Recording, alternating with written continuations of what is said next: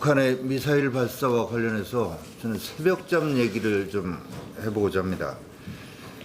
북한이 올해 들어서 7번째, 불과 보름 사이에 5번이나 미사일을 발사했고, 이번에 발사한 것은 소나기 탄처럼 쏟아지는 신형 무기체계라고 하는데, 이 정권 NSC도 열지 않고 대신 화상으로 관계부처 장관 회의를 했습니다.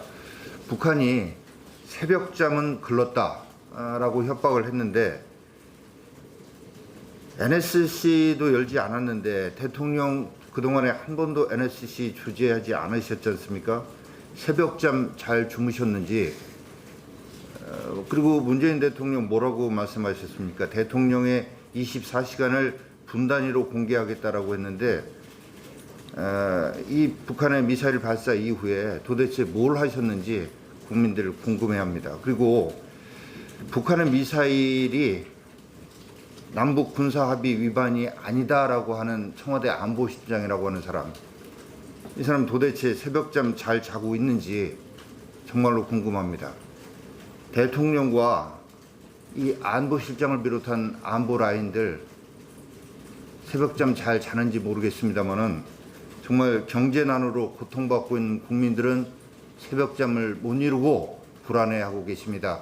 이러다가 정말 뭔 일 나는 거 아니야? 라고 하는 이 불안 심리가 국민들 사이에 급속히 확산되고 있습니다.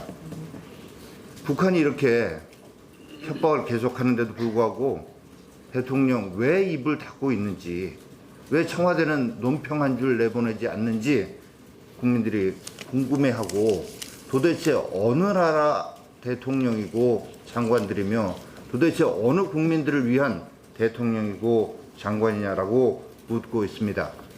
기대 난망이기는 하겠습니다만은, 이 안보와 관련한 대한민국 패싱 상황을 해소하고 국민의 생명과 재산을 지키는 길은 북한에 대한 대통령의 단호한 대응과 한미동맹의 복원뿐임을 잊지 말아야 할 것입니다.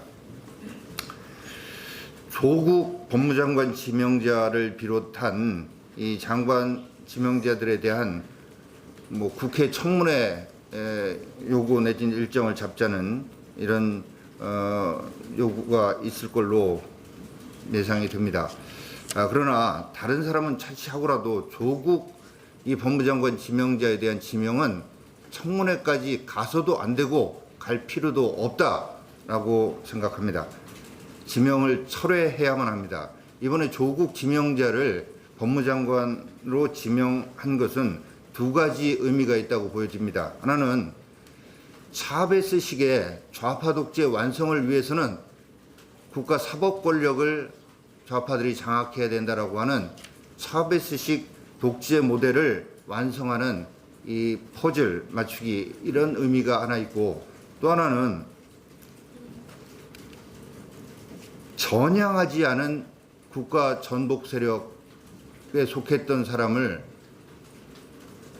법무부 장관에 임명함으로써 대한민국 헌법 수호에 책임이 있는 대통령이 대한민국 헌법과 국민에 대해서 명백하게 도전하는 이런 의미를 담고 있다고 생각됩니다. 이러한 사람이 장관에 임명되는 것은 온 국민과 함께 반드시 막아내야 되는 것이 자유민주주의 체제 헌법을 지켜야 되는 제1야당 자유한국당의 역사적 헌법적 책무라고 생각을 합니다. 국민과 함께 이 조국 지명자의 장관 지명 철회를 강력하게 요구하고, 이 철회 요구가 받아들여지지 않을 경우에 발생하는 모든 책임은 대통령께 있다는 점을 말씀드립니다. 이상입니다.